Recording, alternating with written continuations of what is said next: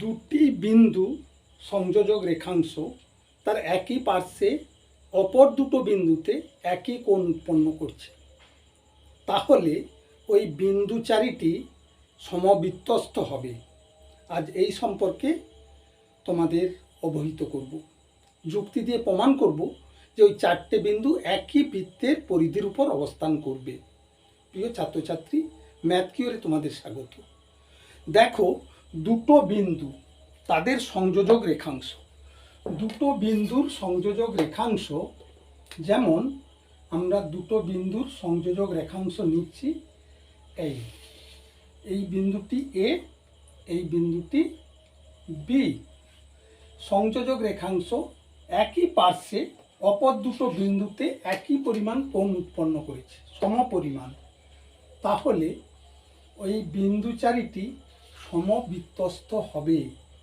অর্থাৎ কোনো বৃত্ত অঙ্কন করলে ওই বিন্দু চারিটি বৃত্তের পরিধির উপর অবস্থান করবে। এইটা আমাদের প্রমাণ করতে হবে।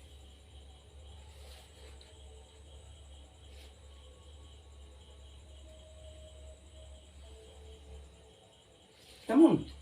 তাহলে কি হলো না, এ বি দুটি বিন্দু, সেই এ বি বিন্দুর একই পার্শ্বে পি এবং কিউ অপর দুটি বিন্দুতে সমান কোণ উৎপন্ন করেছে, অর্থাৎ এই কোণ ইজুকাল টু এই কোণ। তাহলে প্রদত্ত কি না, প্রদত্ত এ বি এই রেখাংশের উপর, এ বি রেখাংশের একই পার্শ্বে পি কিউ বিন্দুতে A P B is equal to A Q B উৎপন্ন করেছে। প্রমাণ করতে হবে যে এ বি কিউ পি বিন্দু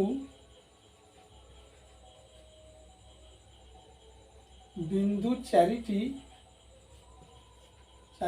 সমবৃত্তস্থ। কেমন? এক্ষেত্রে আমরা অঙ্কন কিছুই নাই, এবার প্রমাণে বলবো কি, যে পি এ বি বিন্দু থেকে সহজে বৃত্ত অঙ্কন করা যায়। যে কোনো তিনটি বিন্দু দিয়ে আমরা সহজে বৃত্ত অঙ্কন করতে পারি। প্রিয় ছাত্রছাত্রী, দেখো, যদি আমরা যে কোনোভাবে তিনটে বিন্দু নিই, সে এ বি সি, এই বিন্দু দিয়ে কিন্তু সহজে আমরা কোণের সমদ্বিখণ্ডক টেনে সহজে কিন্তু আমরা বৃত্ত অঙ্কন করতে পারি। কিন্তু চারটি বিন্দু থাকলে সহজে বৃত্ত অঙ্কন করা সম্ভব নয়।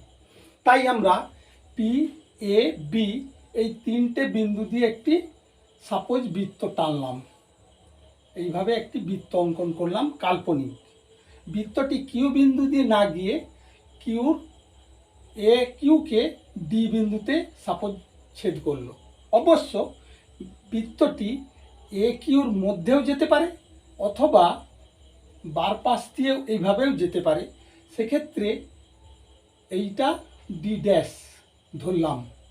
তখন আমরা কি করব না, এই ডি বি যোগ করে দেব। যোগ করে দিলে কি হবে না, কিউ ডি বি এই একটা ত্রিভুজ উৎপন্ন হয়ে যাবে। সেক্ষেত্রে আমরা কিভাবে প্রমাণ করব না, এ পি বি কোণ ইজুকাল টু, যদি বৃত্তটি এই কিউ বিন্দু দিয়ে না গিয়ে যদি ডি বিন্দু দিয়ে যেত, বৃত্তটি যদি কাল্পনিকভাবে এইভাবে যেত, তাহলে কি হতো না, এই ডি বিন্দুটি এই এ বি বৃত্তচাপের উপর বৃত্তস্থ কোণ হতো, বৃত্তস্থ বিন্দু হতো। সেক্ষেত্রে এ পি বি কোণ is equal to A D B কোণ হয়ে যেত, এ ডি বি কোণ হয়ে যেত। কিন্তু আমাদের প্রদত্ত APB equal to A Q B কোণ। সুতরাং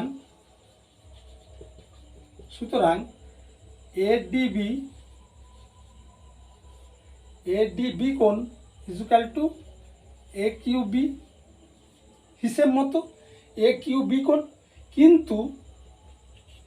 কিন্তু ইহা অসম্ভব। কেন না, এডিবি কোণ অ্যাকচুয়ালি এডিবি ইজুকাল টু বহিস্থ কোণ অফ ডিবি কিউ ত্রিভুজ। কেমন? এডিবি বহিস্থ কোণ কার? না, ত্রিভুজ ডিবি কিউ ত্রিভুজের। এডিবি সমান ত্রিভুজ ডিবি কিউ এর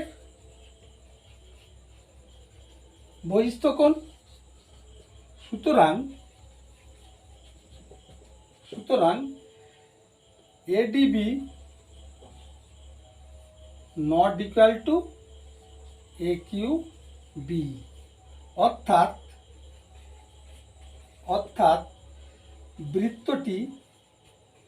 বৃত্তটি এই ডি বিন্দু দিয়ে না গিয়ে কিউ বিন্দু দিয়ে যাইবে। বৃত্তটি ডি বিন্দু যদি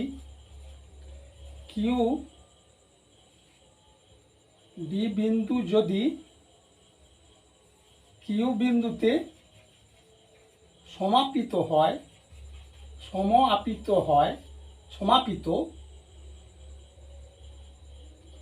ডি বিন্দুতে সমাপিত হয়,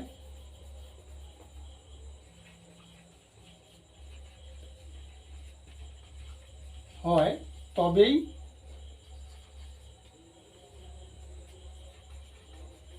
সম্ভব। কেমন? যদি বিন্দুটি ডি বিন্দু কিউ বিন্দুতে সমাপিত হয়, ডি বিন্দু যদি কিউ বিন্দুতে সমাপিত হয় তবেই সম্ভব। অর্থাৎ বৃত্তটি ডি অথবা ডি ড্যাশ বিন্দু হয় তাহলে অর্থাৎ বৃত্তটি ডি অথবা ডি ড্যাশ বিন্দু যাই হোক না কেন, ডি ড্যাশ বিন্দু হয় তবে কিউ বিন্দুতে সমাপিত হবে। যদি ডি অথবা ডি ড্যাশ বিন্দু কিউ বিন্দুতে সমাপিত হয় তাহলেই কিন্তু এটা সম্ভব হবে। কারণ ডি ড্যাশ বিন্দু দিয়ে যদি বৃত্তটি যেত তাহলে কিন্তু কিউ বিন্দুটি কি হতো না, এই ডি ড্যাশ বি কিউ এই ত্রিভুজের কি হতো না, এই কিউ বিন্দুটি তখন বহিস্থ কোণ হতো। তাহলে কিউ বিন্দু কখনোই ডি ড্যাশ বিন্দুর সমান হতো না। অর্থাৎ ডি অথবা ডি ড্যাশ বিন্দু দুটোই যদি কিউ বিন্দুতে সমাপিত হয়, ডি অথবা ডি ড্যাশ বিন্দু হয় তবে কিউ বিন্দুতে সমাপিত হবে, তবেই এটা সম্ভব হবে। বৃত্তটি ডি বিন্দু যদি কিউ বিন্দুতে সমাপিত হয় তবেই সম্ভব। অর্থাৎ বৃত্তটি ডি অথবা ডি ড্যাশ বিন্দু হয় তবে কিউ বিন্দুতে সমাপিত হবে। কেমন? তাহলেই কি হবে না, এ বি কিউ পি। সুতরাং এ বি কিউ পি বিন্দু চারিটি সমবৃত্তস্থ। কেমন? এইভাবে আমরা প্রত্যেকটি উপপাদ্য সঠিকভাবে প্র্যাকটিস করব এবং নখদর্পণে থাকবে সমস্ত প্রমাণ, তবেই আমরা এই উপপাদ্যগুলোর সম্যক ধারণা করতে পারব। কেমন? আজ এই অবধি। অন্যদিন আবার একটা নতুন উপপাদ্য নিয়ে তোমাদের কাছে আসব।